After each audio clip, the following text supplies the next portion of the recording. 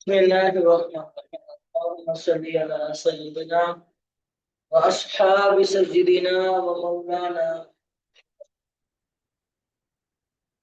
درس نامے کے لیے ہم حاضر ہیں اللہ ہمارا قبول منظور فرمائے ہمیں شرع صدر عطا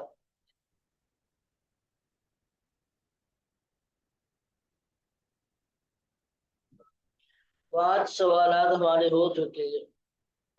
جن میں پہلا سوال تھا کہ نبی پاک صلی اللہ تعالی علیہ وسلم کے بارے میں یہ کہنا کہ محبوب اگر آپ نہ ہوتے تو دنیا پیدا نہیں کرتا، نہ دنیا کو پیدا کیا جاتا، نہ جنت کو پیدا کیا جاتا، نہ دوزخ کو، نہ خلاق کو۔ تو قائل کا یہ قول درست ہے یا دین اور اس کی بنیادوں کے ساتھ ٹکراتا ہے؟ میرا سوال، اور اس کا ہم نے پھر جواب یہی دیا تھا کہ یہ قول صحیح سچا ہے، متعدد احادیث سے ثابت ہے، جیسا کہ حضرت ابن عباس رضی اللہ تعالیٰ عنہ سے ایک مرفوع حدیث پاک ہے جو اس کی تائید کرتے سے الفاظ کے ہیں کہ جناب مصطفیٰ صلی اللہ تعالی علیہ وسلم نے فرمایا کہ میرے پاس جبرائیل آئے اور عرض کی کہ اے محمد، اللہ فرماتا ہے کہ اگر میں نے اگر میں نے آپ کو پیدا نہ کرتا، اگر آپ نہ ہوتے تو میں جنت کو پیدا نہیں کرتا، اگر آپ نہ ہوتے تو میں دوزخ کو پیدا نہیں کرتا۔ تو اس حدیث پاک سے بھی یہ بات معلوم ہوتی ہے کہ یہ جو قائل کا مفعول ہے اس کا مفہوم بالکل درست ہے، اور اسی طرح سلف صالحین اکابرین امت بزرگوں سے بھی یہ الفاظ ثابت ہے۔ پھر دوسرا سوال تھا کہ کیا نبی پاک صلی اللہ تعالی وسلم نور ہے یا بشر؟ اس حوالے سے قرآن پاک پہلے عقیدہ بیان کیا کہ نبی پاک صلی اللہ تعالی وسلم اپنی ظاہری اعتبار سے بشر ہے، جیسا کہ قرآن پاک میں ارشاد ہوا قل سبحان ربی هل كنت الا بشرا رسولا۔ تو یہاں پر لفظ واضح طور پر ہے کہ اللہ تعالیٰ نے نبی پاک صلی اللہ تعالی وسلم نے فرمایا کہ میں تو صرف بشر ہوں۔ اسی طرح آپ علیہ السلام نور بھی ہیں، جیسا کہ حدیث پاک قرآن پاک میں جو آیا ہے قد جاءکم من اللہ نور۔ نور سے مراد یہاں صلی اللہ علیہ وسلم کی ذات مبارکہ ہے۔ کئی ایک مفسرین نے اپنی تفاسیر میں بیان کیا، جیسا کہ ابن عباس رضی اللہ تعالیٰ عنہ، تفسیر تبری، رازی، بزاوی، جلالین، قاضی نصفی، صاحبی وغیرہ کتب میں اس بات کا تذکرہ موجود ہے۔ اب بات رہی کہ بشریت اور نورانیت کیا آپس میں جمع ہو سکتے ہیں، ان میں کوئی منافات تو نہیں ہے؟ کہا کہ ان میں کوئی منافات نہیں، کسی قسم کے کوئی منافات نہیں ہے کہ جو بشر ہوگا وہ نور بھی ہو سکتا ہے۔ آپ اسی کو دیکھو کہ جب سیدنا مریم بی بی مریم رضی اللہ تعالیٰ عنہ کا جو واقعہ ہے کہ ان کے بعد جبرائیل امین علیہ السلام جب آئے تھے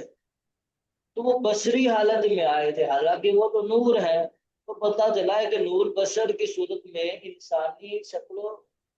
صورت اختیار کر سکتا ہے، بشر کی صورت میں آ سکتا ہے۔ تو ٹھیک اسی طرح نبی پاک صلی اللہ تعالی علیہ وسلم نور ہے، جیسا کہ حدیثوں میں بھی وارد ہوا کہ اس نے فرمایا کہ جابر رضی اللہ تعالیٰ عنہ سے روایت ہے، فرمایا کہ اللہ نے تمہارے نبی کے نور کو اس وقت پیدا کیا جب جناب آدم علیہ السلام پانی اور مٹی کے درمیان ہوتے۔ تو یہ اس طرح کی روایات یہاں پر ملتی۔ آگے تیسرا سوال تھا کہ کیا نبی پاک صلی اللہ تعالی وسلم اپنی قبر انور میں زندہ ہیں اور ہماری زندگی میں سے اس کا اثر کیا ہے، کتنا اس کا اثر ہے؟ تو اس کا جواب کہ نبی پاک صلی اللہ تعالی علیہ وسلم دنیا سے جانے کے بعد بھی زندہ ہے، اور اسی طرح تمام انبیاء زندہ ہوتے ہیں۔ قرآن پاک سے ثابت ہے، احادیث مبارکہ سے بھی یہ بات ثابت ہے۔ قرآن پاک میں رب العالمین نے فرمایا کہ وَلَا تَحْسَبَنَّ الَّذِينَ قُتِلُوا فِي سَبِيلِ اللَّهِ أَمْوَاتًا بَلْ أَحْيَاءٌ يُرْزَقُونَ۔ جو اللہ کے راہ میں شہید ہوئے ان کو تم مردہ نہ کہو، بلکہ وہ اللہ کے پاس زندہ ہے، ان کو رزق دیا جاتا ہے۔ تو یہاں پر لفظ جو اللہ کی راہ میں شہید ہوئے ہیں تو اس کو اس وصف کے ساتھ متصف کیا گیا۔ جی ہاں، فرمایا کہ یہ آیت جو ہے نبی پاک انبیاء علیہ السلام کا دنیا سے جانے کے بعد ان کی حیات پر دلالت کرتی ہے مفہوم موافقت کے ساتھ۔ وہ کیسے مفہوم موافقت کیسے ہے؟ مفہوم موافقت اس طرح ہے کہ یہ انبیاء علیہ السلام اس وصف شہادت کے زیادہ لائق ہیں۔ جب ایک شہید جو ہے ان کو یہ کہا جا رہا ہے، ایک شہید جو امتی ہے، امتی اگر شہید ہوا تو کہا جا رہا ہے کہ ان کو مردہ نہ کہو، اور جو نبی ہے، جو اللہ کا مقرب بندہ ہے، ان کے بارے میں یہ کیوں نہ کہا جائے کہ یہ ہم کیوں نہ کہیں کہ وہ بھی اللہ کے، وہ بھی زندہ ہے اور ان کو بھی رزق دیا جاتا ہے۔ تو وصف شہادت، یہ جو اس وصف کے ساتھ شہداء سے انبیاء علیہ السلام زیادہ اولا ہے کہ جو اس وصف کے ساتھ متصف ہوں۔ نبی پاک صلی اللہ تعالی علیہ وسلم کی حیات پر دلالت کرتی ہے عموم لفظ کے ساتھ۔ وہ کیسے عموم لفظ کا عموم کیسا عموم کہ نبی پاک صلی اللہ تعالی علیہ وسلم کی ذات مبارکہ ایک ایسی ذات ہے کہ اس میں اللہ تعالیٰ نے شہادت اور نبوت دونوں کو جمع کیا۔ خیبر کے موقع پر جب نبی پاک صلی اللہ تعالی وسلم کو زہر دیا گیا تو آپ علیہ السلام وقتی طور پر تو صحت یاب ہو گئے، وہ چلا گیا تھا زہر کا اثر، لیکن جب آپ علیہ السلام دنیا سے تشریف لے جانے لگے تو اس ٹائم وہی زہر جو تھا اسی کا اثر واپس پلٹا تھا۔ تو یوں آپ علیہ السلام شہادت کے مرتبے پر بھی فائز ہے۔ تو علماء سیوطی نے بھی فرمایا کہ کوئی نبی پاک صلی اللہ علیہ وسلم کے علاوہ کوئی نبی نہیں کہ اللہ تعالیٰ نے شہادت پر نبوت کو جمع فرمایا۔ اور ہویا تو قرون پھر عموم لفظ لایا کہ لفظ آیت، اس آیت کے عموم لفظ میں وہ سارے کے سارے داخل ہو جائے، انبیاء سے حدیث سے بھی ثابت ہے، نبی پاک صلی اللہ علیہ وسلم نے فرمایا کہ لیلۃ اسری بہ من رموس وهو یصلی بقبر، کہ جب مجھے سیر کروائی گئی ایک رات، اس رات مجھے سیر کروائی گئی تو اس رات میں نے دیکھا کہ نبی، میں موسیٰ علیہ السلام کی قبر کے پاس سے گزرا تو میں نے دیکھا کہ وہ یصلی فی قبری، وہ قبر میں نماز ادا۔ اسی طرح قال الانبیاء احیاء فی قبور مثل، فرمانے رسول ہی ہے، انبیاء جتنا ہے ان کو اپنی قبروں میں نماز ادا کرنا۔ اسی طرح نبی پاک صلی اللہ تعالی وسلم نے فرمایا کہ اللہ حرم علی الارض ان تاکل اجساد الانبیاء، کہ نبی اللہ نے انبیاء کہ جس زمین پر یہ بات حرام کر دیا کہ انبیاء کے جسم کو کھائے، ٹھیک ہے۔ تو یہ حدیث مبارکہ سے یہ بات ثابت ہوتی ہے کہ انبیاء جو ہیں زندہ ہیں۔ اب دوسرا تھا کہ ہماری زندگی میں اس کا کیا اثر ہے، تو کہا کہ فن نبی صلی اللہ تعالی وسلم حضور بے قبر حیات الحقیقت بروئی وجہ سے، کہا کہ نبی پاک صلی اللہ علیہ وسلم اپنی قبر میں حقیقت زندہ ہے اپنے روح اور جسم کے ساتھ، وہ اپنے رب کی عبادت کرتے ہیں، وہ یرد السلام علی من سلم علیہ، جو سلام بھیجا ان کو سلام کو جواب دیتے ہیں، اور یشفی الامت، اپنی امت کے لیے شفاعت کرتے ہیں، ویدعون، دعا کرتے ہیں،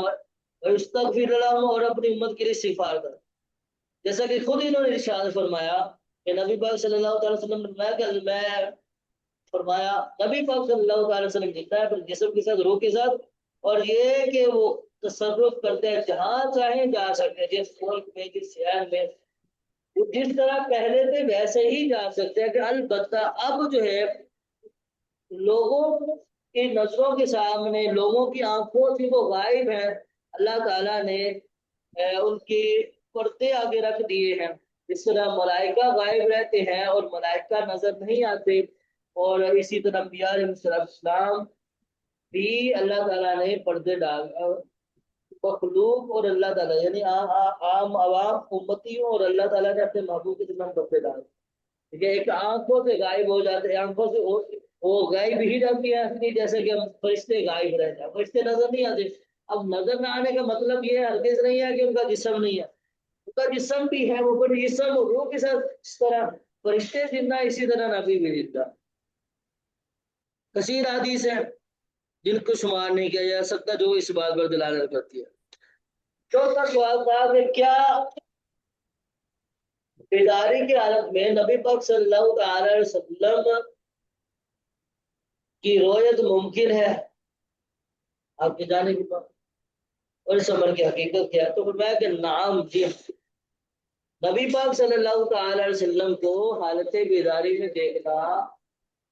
جائز ہے، ممکن ہے، بلکہ یہ تو واقعہ انبیاء صالحین سے یہ بات ثابت بھی ہے، جیسا کہ علامہ سیوطی کے بارے میں آتا ہے کہ انہوں نے 70 سے زائد مرتبہ نبی پاک صلی اللہ علیہ وسلم کی زیارت کی آنکھوں سے، بیداری کی حالت سے، ٹھیک ہے۔ اور اسی طرح حدیث میں بھی آیا ہے، بخاری شریف کی حدیث ہے، من رآنی فی المنام فسیرانی فی الیقظہ ولا یتمثل الشیطان بھی، کہ جس نے مجھے بیداری میں دیکھا تو ان قریب وہ مجھے، جس نے مجھے خواب میں دیکھا، ان قریب مجھے بیداری میں، ان قریب وہ مجھے بیداری میں ملے کہ ولا یتمثل الشیطان بھی، شیطان میرے صورت اختیار نہیں کر سکتا۔ پانچواں سوال جو ہم نے کل پڑھا کہ نبی کیا امت مسلمہ کے لیے میلاد مصطفیٰ صلی اللہ تعالی وسلم منانا جائز ہے؟ کہا کہ امت مسلمہ میلاد مصطفیٰ صلی اللہ علیہ وسلم مناتی ہے، محافل کرتی ہے، جلوس میلاد نکالتی ہے، اور ہم دیکھتے ہیں کچھ ایسے لوگوں کو وہاں خالد والا گانے کا جو ان پر اعتراض کرتے ہیں، وہ یقول کہتے ہیں کہ انہ بدع بدعت ہے، کیا حقیقت جانی اس کی؟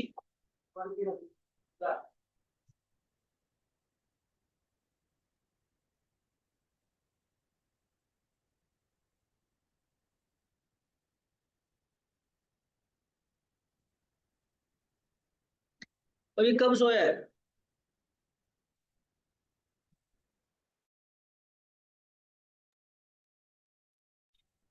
اس معاملے کی حقیقت کیا ہے؟ تو جواب ہے مازال اہل اسلام میں سائر لفظان محمد بن حتابی نبی صلی اللہ علیہ وسلم، یعنی کہ جو اہل اسلام ہے نا، اہل اسلام کریا کریا، وادی وادی، ہر ملک کے جو لوگ ہیں اسلام والے ہیں، ہر شہر کے جو اسلام والے ہیں، وہ تمام جو اہل اسلام ہیں، لیکن مسلمان جو ہے، امت مسلمہ جو ہے، اور نبی پاک صلی اللہ تعالی وسلم کی میلاد میں محفل کرتی ہے۔ قرآن پاک سے یہ بات ثابت ہے، حدیث سے بھی ثابت ہے، قرآن و حدیث سے یہ بات ثابت ہے، اور اقوال علماء اور ان کے عمل سے بھی ثابت ہے۔ اب ایک قاعدہ بیان کیا کہ وَلَوْ لَأَصْلُ لَهُ بِالشَّرْعِ لَكَفَىٰ بِثُبُوتِ الشَّرْعِ عَمَّنِ، کہ اگر شریعت میں جس کی اصل نہ ہو، شریعت میں جس کی کوئی اصل نہ ملتی ہو، لَكَفَىٰ بِثُبُوتِ الشَّرْعِ عَمَّنِ، شریعت کے ثبوت سے، شریعت کا اس کی ممانعت کے ثبوت سے ہی اس کو جائز ہونے کے لیے وہ کافی ہو جاتی ہے، جائز ہونے کے لیے وہ کافی ہو جاتی ہے۔ کہنے کا مطلب یہ ہے یہاں پر کہ جس شریعت میں جس کی اصل نہ ہو اور شریعت نے اس سے منع بھی نہیں کیا ہے، تو اب وہ جائز ہونے کے لیے کافی، ٹھیک ہے۔ تو مختلف طور پر میلاد مصطفیٰ منایا جاتا ہے، کوئی درود پاک پڑھ کے، کوئی روزے رکھ کر مناتا ہے، کوئی نبی پاک صلی اللہ تعالی وسلم کا ذکر کر کے محفل میلاد کرتا۔ اب ہاں، ہمارے زمانے میں جیسی ہوتی ہے ویسی تو نہیں ہوتی تھی حضور کے علیہ السلام کے زمانے میں۔ اب اس سے یہ ہرگز مطلب نہیں ہے کہ وہ منع ہو جائے گی، وہ منع ہو جائے گی۔ بہت ساری چیزیں ایسی ہیں کہ جو حضور کے زمانے میں نہیں تھے، اب ہے۔ اب اس کا یہ ہرگز مطلب نہیں وہ آپ منع ہو جائیں گے۔ حضور کے زمانے میں نہیں تھی، بعد میں ہوئی، جیسے کہ تراویح کی جماعت کروانا، اسی طرح جمعہ شریف کی دوسری اذان، اسی طرح مصحف شریف میں جو اعراب لگے ہوئے، حضور کے زمانے میں نہیں تھے، بعد میں لگے۔ تو یہی بات ہے کہ حضور کے زمانے میں حضور نے نہیں کی، تو جب حضور نے نہیں کی تو بہت ساری چیزیں ایسی ہیں جو حضور نے نہیں، حضور کے زمانے میں نہیں تھی، بعد والے زمانے میں آئیں، وقت کی ضرورت کے تحت وہ آئیں، تو وہ جائز ہے، کرتے ہیں، ٹھیک ہے۔ اب اس کا یہ ہرگز مطلب نہیں ہے کہ وہ ناجائز ہو جائیں گے۔ ہاں، ناجائز وہی ہوگی اس میں خرافات ہوگی، ناجائز وہی ہوگی جو سنت ان کو مٹائے گی، ناجائز وہی ہوگی جو احکام شریعت سے ٹکرائے گی، وہ والی ناجائز۔ تو احکام شریعت سے نہیں ٹکرا رہی، جس سے سنت نہیں مٹی، تو وہ بات بالکل جائز ہوتی۔ چھٹا سوال جو آج ہم نے پڑھنا ہے وہ ہے ہوا حل قول اللہ تعالی ولو انہم اذ ظلموا انفسهم جاؤک فاستغفر اللہ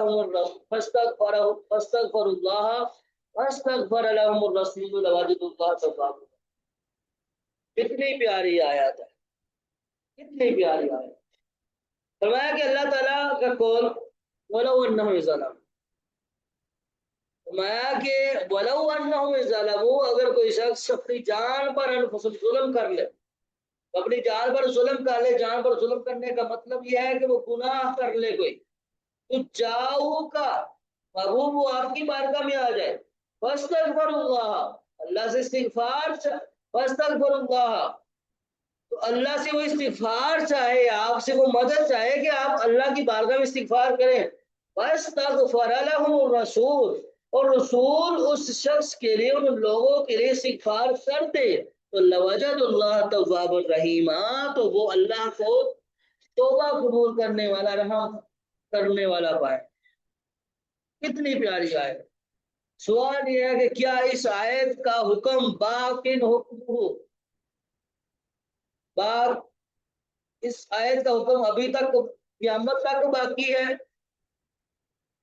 یا او انہ انتہا، یا اس کا حکم ختم ہو گیا بھی انتقال نبی صلی اللہ تعالی وسلم من حیات الدنیا، دنیا سے ظاہری وفات کے بعد آخری اس کا حکم ختم ہو گیا، یہ سوال ہوا۔ تو جواب کیا ہے کہ لا شک ان حکم هذه الآیات باقی الی یوم القیامہ، کہ یقیناً اس آیت کا حکم قیامت تک باقی ہے۔ وکیف لا، اور کیسے نہ ہو باقی، حالانکہ وہ نبی اکبر وسیلۃ الخلق الی اللہ تعالی بالدارین، اللہ کے نبی پاک صلی اللہ تعالی علیہ وسلم مخلوق کا اللہ تعالیٰ کی بارگاہ میں دارین میں سب سے بڑا وسیلہ ہے، سب سے بڑا وسیلہ ہے، کیونکہ لأنہ رحمت محضۃ علی ان الآیت مطلقۃ لیس لها مقیدۃ نص ولا عقل، کیونکہ وہی تو صرف ایک رحمت ہے، وہی تو رحمت ہے، وہ صرف ایک رحمت، وہی تو ذات رحمت بنا کر بھیجی گئی ہے، وہ رحمت ذات، وہی تو ذات رحمت ہے کہ آیات جو ہے، آیت وہ مطلق ہے کیونکہ وہ رحمت ہے، اور یہ آیت اس بات پر دلالت کر رہی ہے کہ وہ آیت مطلق، یعنی مطلق ہے، آیت مطلق ہے، لیس لها مقید نصی ولا عقلی، آیت مطلق رکھی گئی ہے اور آیت کو کسی قید کے ساتھ مقید نہیں کیا گیا، آیت کے ساتھ کوئی قید نہیں ہے، نہ کوئی نص وارد ہے، نہ کوئی عقلی، عقلاً یہاں پر کوئی عقلی دلیل کے ساتھ اس کو مقید کیا گیا، ٹھیک ہے، کسی قسم کے ساتھ اس کو مقید نہیں کیا گیا کہ نبی پاک صلی اللہ تعالی علیہ وسلم کی زندگی میں حکم تھا اب نہیں ہے، کوئی وجہ نہیں ہے، مخصوص سبب، مخصوص وجہ، کوئی بھی قید یہاں نہیں ہے، بلکہ وہ آیت مطلق ہے، اور یہ مطلق طور پر قیامت تک اس کا حکم باقی رہے گا۔ وَلَيْسَ هُنَاكَ مَا يُكَشِّفُ مَعْنَهَا بِحَيَاةِ النَّبِيِّ صلی اللہ علیہ وسلم، اور یہاں پر وہ معنی کہ جو نبی پاک صلی اللہ علیہ وسلم کی زندگی کو دنیاوی زندگی کے ساتھ مقصد کرے، وہ معنی یہاں پر نہیں ہے، یعنی یہ مطلب نہیں ہے کہ نبی پاک صلی اللہ علیہ وسلم زندہ تھے، دنیا میں تشریف فرما تھے، اس کا حکم باقی تھا، اب ختم ہو گیا، ایسا نہیں ہے، بلکہ فَهِيَ بَاقِيَةٌ بِحُكْمِهَا إِلَى يَوْمِ الْقِيَامَةِ، بلکہ اس کا حکم تو قیامت تک باقی ہے۔ العبرۃ بالقرآن دائما بعموم اللفظ سبب فعلیہ الدلیل، بعموم اللفظ ولیس بخصوص السبب، کہا کہ قرآن پاک کی جو عبارت ہے وہ لفظ کے عموم کے ساتھ آئی ہوئی ہے، اور کسی خاص سبب کی وجہ، خاص سبب کے ساتھ وہ متصل نہیں ہے، مطلب کہنے کا مطلب یہ ہے کہ یہ نہیں ہے کہ، کہنے کا مطلب یہ ہے کہ ایسا نہیں ہے کہ وہ آیت کریمہ اس سبب سے نازل ہوئی، جس وجہ پر نازل ہوئی تھی، جو سبب بنا تھا وہ اس وقت آیت کریمہ نازل ہوئی، وہ سبب ختم ہوا تو آیت کریمہ کا حکم بھی ختم ہو گیا، ایسا نہیں ہے، بلکہ یہ جو الفاظ کا عموم ہے یہ قیامت تک باقی رہے گا۔ ومن زعم تخصیص تلک الآیات بحیات صلی اللہ علیہ وسلم او بذلک سبب فعلیہ دلیل، اور جو شخص یہ کہے، جو شخص یہ گمان کرے، جو شخص اس آیت کی تخصیص کا حیات نبی پاک صلی اللہ تعالی وسلم کے ساتھ تخصیص کا گمان کرے، یا اس سبب کے ساتھ تخصیص کا گمان کرے جس کی وجہ سے آیت کریمہ نازل ہوئی تھی،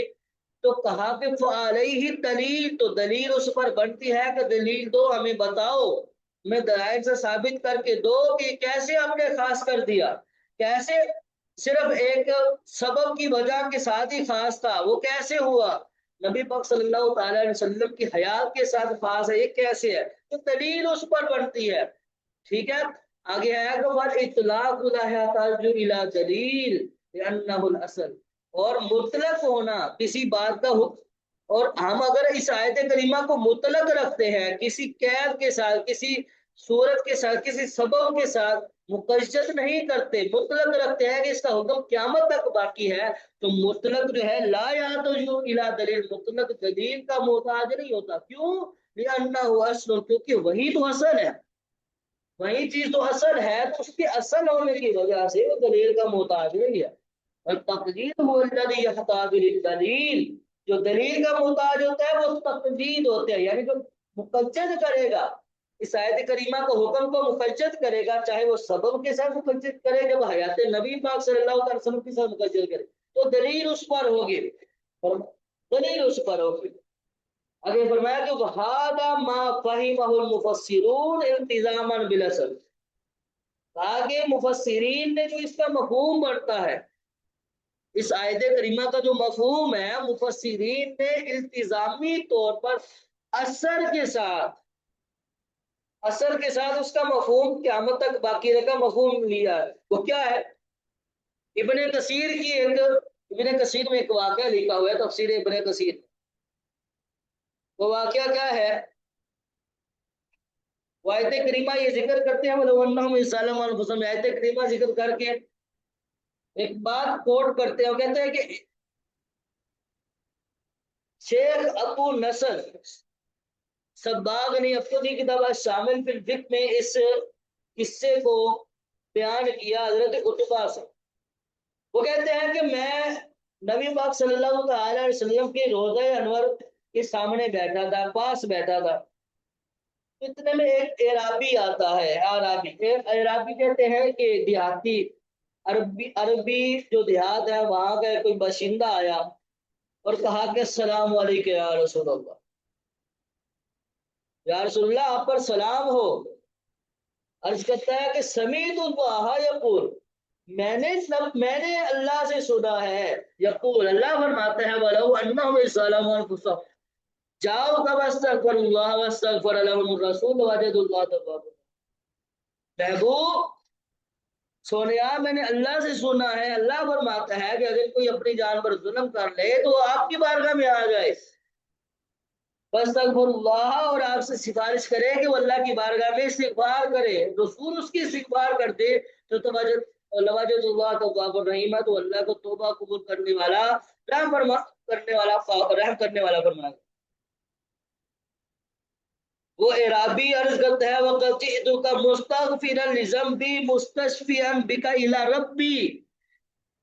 سونیا میں آپ کی بارگاہ میں آ گیا ہوں، میں آپ کے پاس آ گیا ہوں، مستغفرا للذنبی، میری گناہوں کا استغفار کیجیے، مستشفیاً بک الی ربی، اپنے رب کی بارگاہ میں شفاعت کیجیے. پھر اس نے یہ والے اشعار کہے، یا خیر من دفنت بالقاء اعظم فطاب من طیبہن القاء ولا اکبر نفس الفداء لقبر انت ساکن فیہ الافاق وفیہ الجود والکرم. جب اعرابی جانے لگا، اعرابی جب پلٹ گیا چلا گیا، تو حضرت عتبہ کہتے ہیں کہ میری آنکھ لگ گئی، میں سو گیا تو فرأیت النبی صلی اللہ علیہ وسلم، تو نبی پاک صلی اللہ تعالی علیہ وسلم میرے خواب میں آئے، تو میں نے نبی پاک صلی اللہ تعالی علیہ وسلم کو دیکھا. نبی پاک صلی اللہ تعالی علیہ وسلم میرے خواب میں جلوہ گر ہوئے اور فرمایا کہ یا جو ہے عتیبہ، الحق اعرابی سے ملو، فبشر، اس کو خوشخبری دے دو بان اللہ قد غفر له، تو اللہ نے اس کی بخشش فرما، اللہ نے اس کی بخشش فرما. اس قصے کو امام بہیقی نے بھی روایت کیا ہے، شعب الایمان. تو یہ ایک واقعہ ہے، اس واقعے سے مفسرین نے التزاماً یہ مفہوم نکالا ہے کہ اس آیت کا جو حکم ہے وہ قیامت تک باقی رہے گا. وقت آگے کہا کہ وقت استدل بتلک الآیت اغلب الفقہاء علی استحباب زیارت قبر النبی صلی اللہ علیہ وسلم. اگر اس آیت سے کثیر فقہاء نے استدلال کیا ہے قبر نبی صلی اللہ علیہ وسلم کی زیارت کے مستحب ہونے پر. انہوں نے استدلال کیا ہے اس آیت کریمہ سے کہ بات ثابت ہوتی ہے کہ نبی پاک صلی اللہ علیہ وسلم کی قبر کی زیارت کرنا مستحب ہے. جیسا کہ احناف کا قول ملتا ہے، اناف، اسی طرح امام مالکیہ کا بھی قول ملتا ہے، اور حنابلہ کا بھی قول ہے، شوافی کا بھی قول ہے، ٹھیک ہے۔ تو یہ بڑے بڑے جو ہمارے علماء ہیں، ہمارے جو بزرگ ہیں، فقہا جو ہیں ہمارے، ٹھیک ہے، انہوں نے اس بات پر استدلال کیا ہے اس آیت کریمہ سے کہ نبی پاک صلی اللہ علیہ وسلم کی قبر انور کی زیارت کرنا مستحب ہے۔ وقد ذکر الامام الغزالی ایضا فی الاحیاء، امام غزالی نے بھی احیاء العلوم میں اس بات کا تذکرہ کیا، کیا کیا، فرمایا قال الامام الغزالی رحمہ اللہ فی آداب زیارت قبر النبی صلی اللہ تعالی علیہ وسلم، نبی پاک صلی اللہ علیہ وسلم کی قبر کی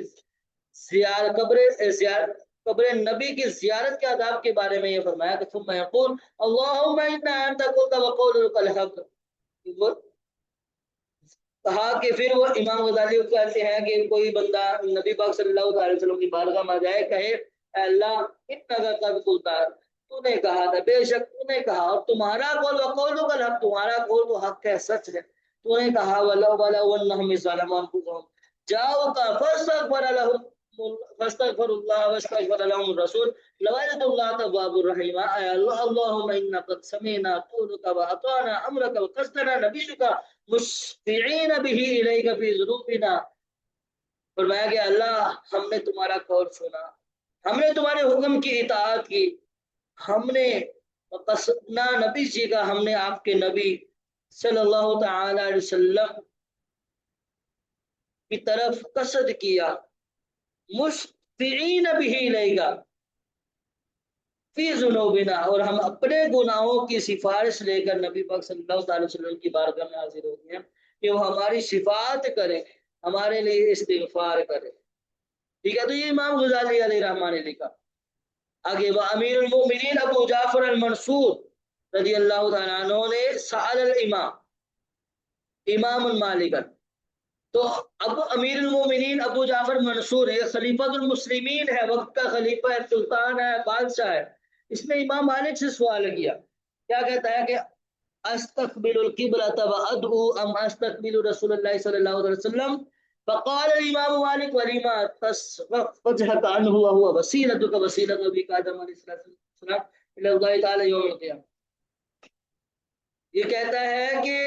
انہوں نے کہا کہ نبی پاک کیا استقبل القبلۃ وادعو ام استقبل رسول اللہ صلی اللہ علیہ وسلم، کیا کہ میں قبلے کی جانب منہ کروں اور دعا کروں، یا رسول اللہ صلی اللہ تعالی علیہ وسلم کی طرف میں کیا کروں، منہ کروں، منہ کر کے کھڑا ہوں، ٹھیک ہے۔ تو امام مالک کیا کہتے ہیں، ان کا جواب دے عاشق رسول امام مالک رحمۃ اللہ تعالی علیہ، امام مالک سے بڑا کوئی عاشق رسول نہیں تھا اس دنیا میں۔ امام مالک وہ شخصیت ہے کہ جنہیں جب تک مدینہ شریف میں رہے تو یہ اپنے گھوڑے پر نہیں سوار ہوئے، گھوڑے پر سوار نہیں ہوئے تھے۔ کسی نے پوچھا کہ گھوڑے پر سوار نہیں ہوتے تھے، انہوں نے کہا کہ میں اس بات کو مناسب نہیں سمجھتا کہ میں اپنے گھوڑے کے پاؤں سے مدینے زمین کو روندوں جس زمین پر میرے مصطفیٰ کریم صلی اللہ تعالی علیہ وسلم کے پاؤں مبارک لگے ہوئے، اتنے بڑے عاشق رسول تھے۔ ان کی بارگاہ میں کوئی شخص آیا، کہتا ہے کہ اس نے پوچھا، ایک شخص کے بارے میں پوچھا کہ کوئی شخص ایک شخص تھا، وہ کہتا ہے کہ مجھے قدوس شریف پسند نہیں ہے، تو اس شخص کو فرمایا کہ میرے پاس تلوار ہوتی تو میں اس کا سر کاٹ دیتا۔ امام مالک الفاظ ہے، ایسے عاشق رسول ہے۔ کیا جواب دیا کہ ولیما تصرف وجہ کا عنہ، ولیما تصرف وجہ کا عنہ، فرمایا کہ تم نے اپنے چہرے کو اس ہستی اس وہاں سے پھیرا کیوں، جس طرف تیرا منہ تھا، روزہ انور صلی اللہ علیہ وسلم کی طرف منہ کر کے کھڑا تھا، تو کہا کہ تم نے اپنے چہرے کو اس سے پھیرا کیوں، وسیلتوں کا وہ حالانکہ وہی تو تمہارے وسیلہ ہے، وہ وسیلتوں کا، آگے فرمایا کہ وسیلت ابی کا آدم علیہ السلام اللہ تعالی یوم القیامہ، قیامت کے دن تمہارے والد آدم علیہ السلام تمہارا وسیلہ بنیں گے۔ پوچھا سوال، مثلا ایک ہوتا ہے نا وہ ٹونٹ مارنا جسے ہم کہتے ہیں، ٹھیک ہے، تو جناب حضرت امام مالک رحمۃ اللہ تعالی نے امیر المومنین خلیفۃ المسلمین کو یہ جواب دیا کہ قیامت والے دن جناب آدم علیہ السلام تمہارا وسیلہ بنیں گے. اللہ تعالیٰ کی بارگاہ میں وہ جو وسیلہ پیش کریں گے آدم علیہ السلام کریں گے. آگے فرمایا کہ بل استقبلہ واستشفی بہ فیشفعہ اللہ قال اللہ تعالی، بلکہ تم نبی پاک صلی اللہ تعالی علیہ وسلم اس کی طرف منہ کر کے کھڑے رہو اور شفاعت طلب کرو تو اللہ تعالی شفاعت کر دے گا، اللہ تعالیٰ ان کی شفاعت کرے گا. اللہ تعالیٰ نے نہیں فرمایا کہ وَلَوْ أَنَّهُمْ إِذْ ظَلَمُوا أَنفُسَهُمْ جَاءُوكَ فَاسْتَغْفَرُوا اللَّهَ وَاسْتَغْفَرَ لَهُمُ الرَّسُولُ، وہ اپنی جانوں پر ظلم کرتے ہیں وہ حضور کی بارگاہ میں آ جائیں اور استغفار چاہیں تو رسول کریم ان کی استغفار کریں گے تو اللہ ان کی استغفار قبول فرمائے گا، کیونکہ اللہ رحم فرمانے والا، توبہ کرنے والا، توبہ فرمانے قبول کرنے والا.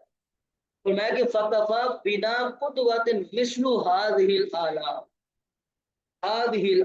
آلام یعنی جو ہمیں علماء کے اقوال ہم نے پیچھے پڑھے، علماء کے جو اقوال ہمیں، جو فقہا کے جو اقوال ہم نے پڑھے، کہہ رہے ہیں کہ ان فقہا کی جو مثالیں ہیں، ان فقہا جیسے جو اقوال ہیں، یہی ہمارے لیے کافی ہے اس چیز کے جائز ہونے کے. ٹھیک ہے، تو یہ ہمارا چھٹا سوال تھا. تو میں کہتا ہوں کہ اگر آپ یہی بات تھوڑے سے نہ دل سے پڑھے نا صحیح، بہت مزہ آتا ہے، بہت مزہ آتا ہے. یہ آیت کریمہ پڑھے یار، کتنی مزے والے. مجھے اس آیت کریمہ کا پڑھنے کا بہت مزہ آتا ہے. وَلَوْ أَنَّهُمْ إِذْ ظَلَمُوا أَنفُسَهُمْ جَاءُوكَ فَاسْتَغْفَرُوا اللَّهَ وَاسْتَغْفَرَ لَهُمُ الرَّسُولُ لَوَجَدُوا اللَّهَ تَوَّابًا رَحِيمًا. محبوب جو اپنی جانوں پر ظلم کرتے ہیں تو وہ آپ کی بارگاہ میں آ جائیں، یا جاؤ ہوتا وہ آپ کے پاس آ جائے، وہ اللہ سے استغفار چاہے اور رسول آپ ان کے لیے استغفار کریں تو اللہ ان کی توبہ قبول فرمائے گا. وہ اللہ کو توبہ قبول کرنے والا پائیں گے، رحم کرنے والا. کتنی پیاری آیت. اللہ تعالیٰ سے دعا ہے کہ ہمیں بھی شفاعت مصطفیٰ صلی اللہ تعالی علیہ وسلم نصیب فرمائے. آمین. اللہ